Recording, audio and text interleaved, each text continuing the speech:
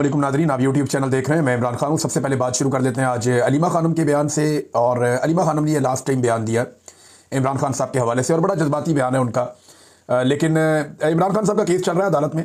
उस केस के हवाले से इमरान खान साहब की अपनी बहन से मुलाकात हुई अडियाला जेल के अंदर। और फिर इमरान खान साहब की बहनों ने और इमरान खान ने मिलकर यह फैसला किया कि आइंदा इमरान खान साहब का जो पैगाम है वो अलीमा खानम की बजाय दूसरी बहनें सुना दिया करें।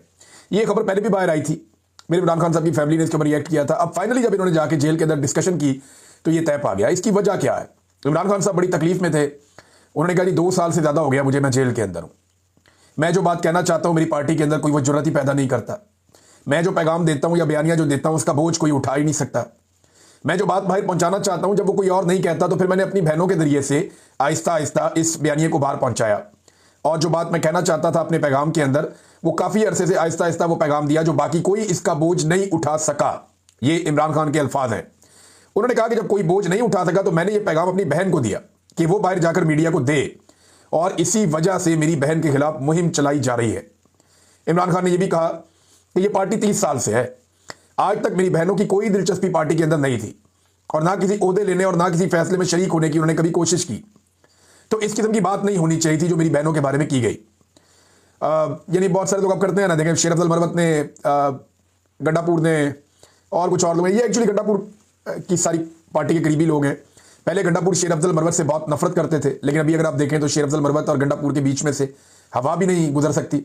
बड़ी करीबी ताल्लुकात हैं, अल्लाह ताला ये दोस्ती सलामत रखे।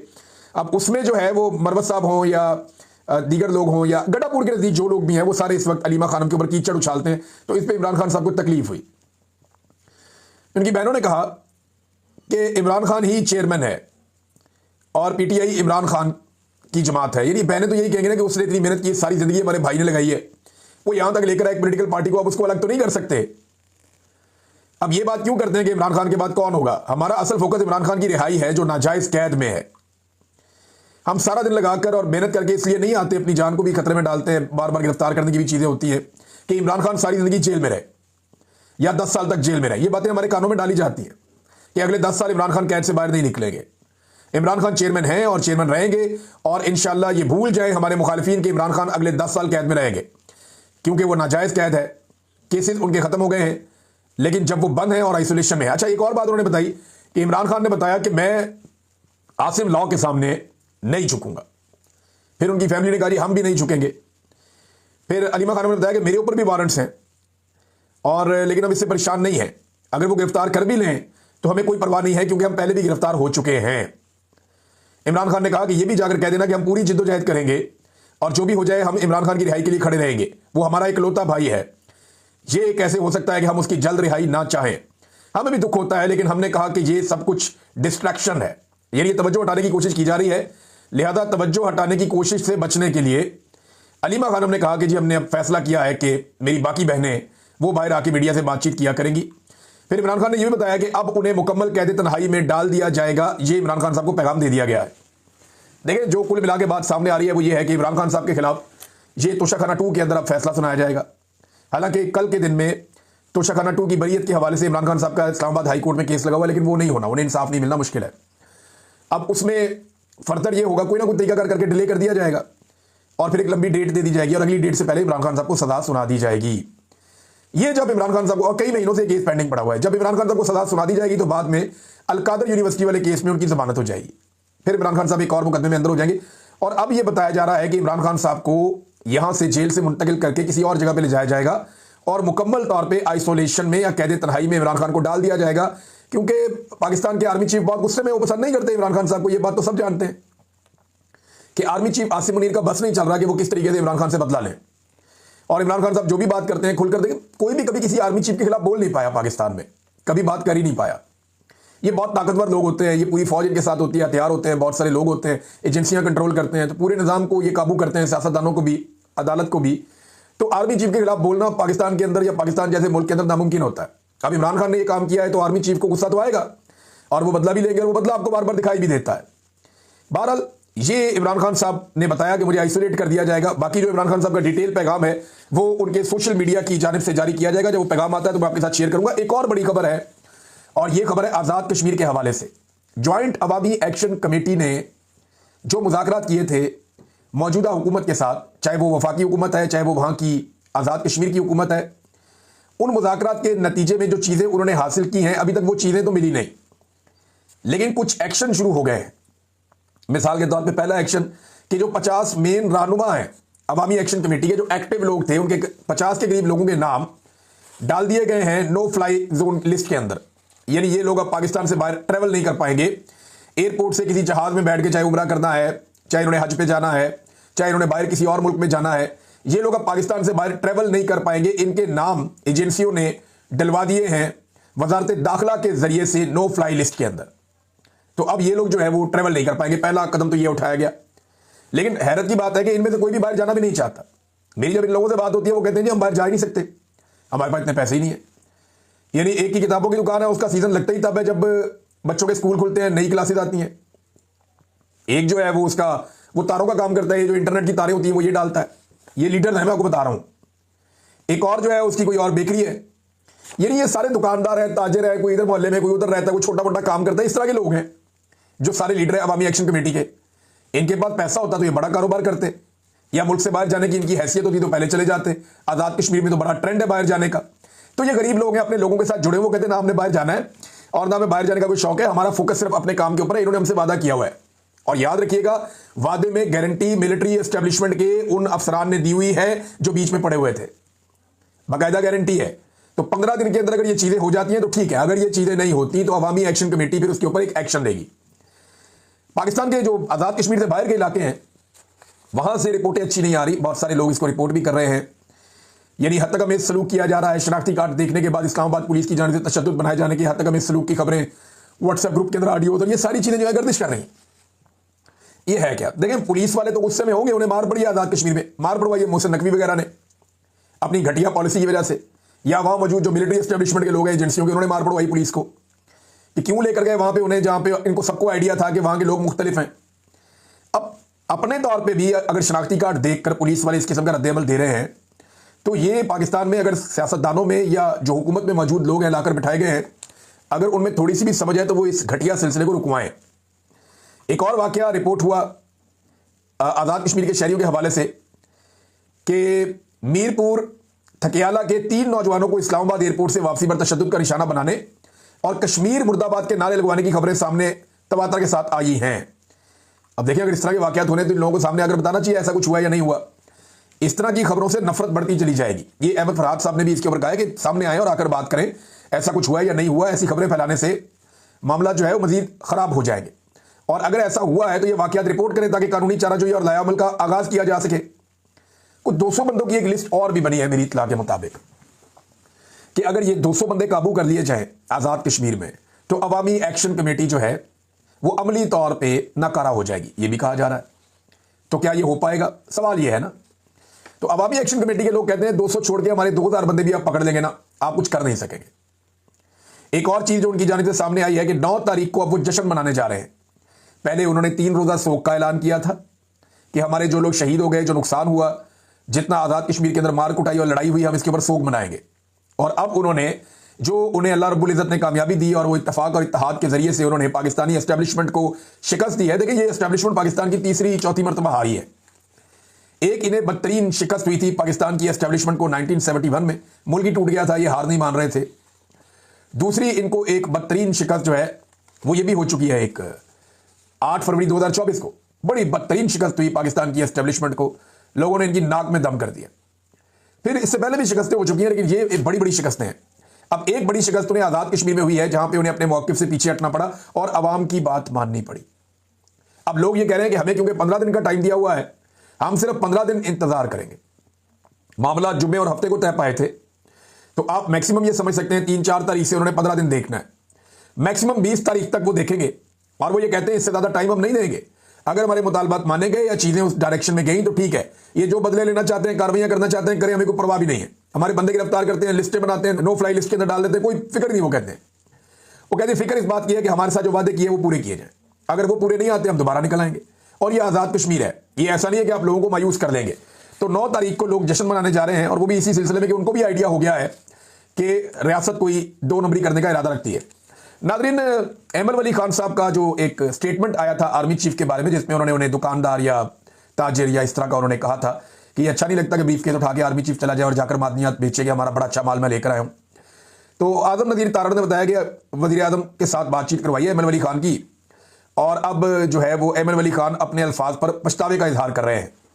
अभी सिर्फ अहमद वली खान साहब की सिक्योरिटी वापस हुई है और बताया जा रहा है कि वो अपने बयान पर जो उन्होंने आर्मी चीफ के बारे में दिया उस पर पछतावे का इजहार कर रहे हैं। लेकिन ये जो स्टेटमेंट है ये आजम नज़ीर तारड़ का है, अहमद वली खान ने इसमें अभी तक कुछ नहीं कहा। देखना यह है कि अहमद वली खान इसके बारे में क्या कहता है, उसका बयान क्या आता है।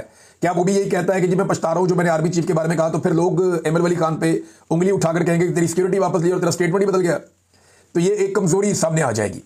अब देखते हैं क्या होता है। पाकिस्तान पीपल्स पार्टी, ANP, नून लीग ये रेलिवेंट रहना चाहते हैं, इसलिए बेचारे आपस में लड़ते भी रहते हैं, आपस में नूरा कुश्ती करते रहते हैं, ताकि जो असल खबरें हैं वो लोगों तक ना पहुंचे। मिसाल के तौर पे पसनी में बंदरगाह की बातें होती हैं, उसके ऊपर कोई बात ना करे, दहशतगर्दी पर कोई बात ना करे, नाकाम खारजा पॉलिसी पर कोई बात ना करे, इसराइल के साथ जो मरासिम बढ़ाए जा रहे हैं या डोनाल्ड ट्रंप के सामने जैसे ये लेट कराए हैं उसके ऊपर कोई बात ना करे, मादनियात के सौदे के ऊपर कोई बात ना करे। तवज्जो हटाने के लिए भी ये बेचारे आपस में लड़ते रहते हैं।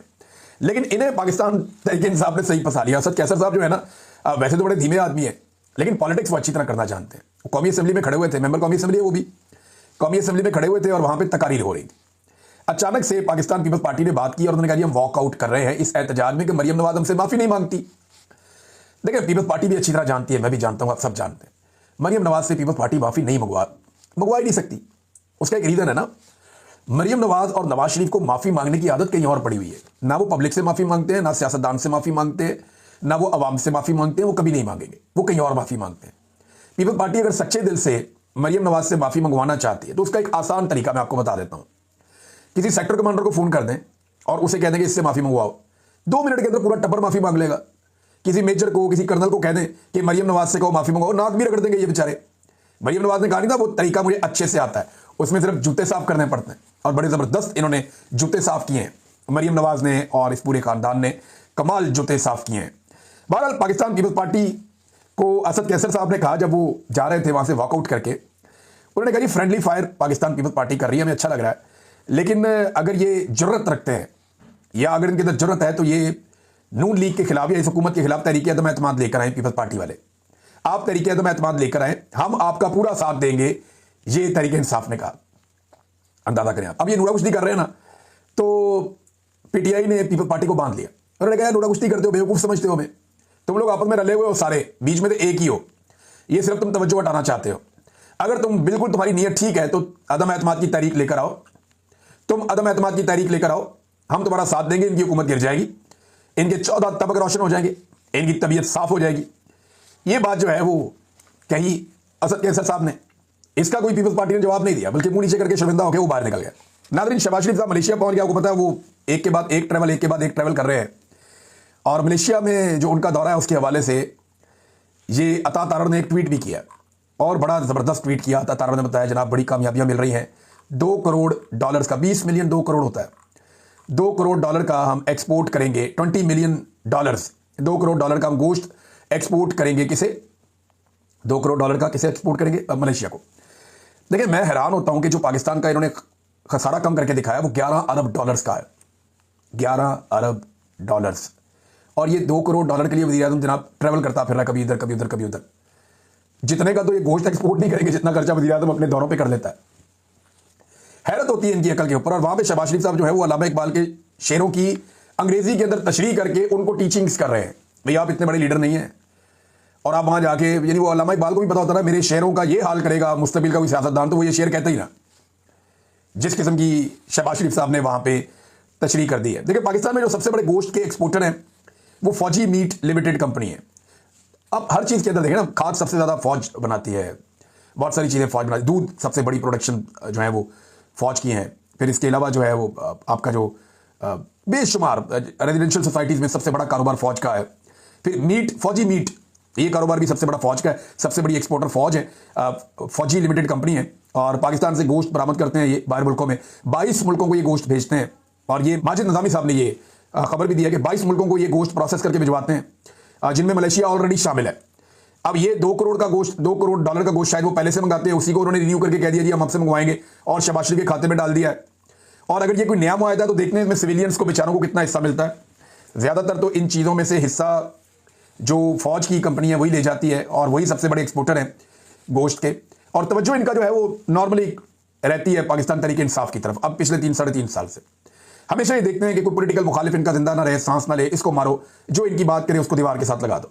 अब इस्लामाबाद में टीटीपी का झंडा नजर आ रहा है, कोसार का इलाका, वो मेन एरिया इस्लामाबाद का, टीटीपी का झंडा वहां पे नजर आ रहा है।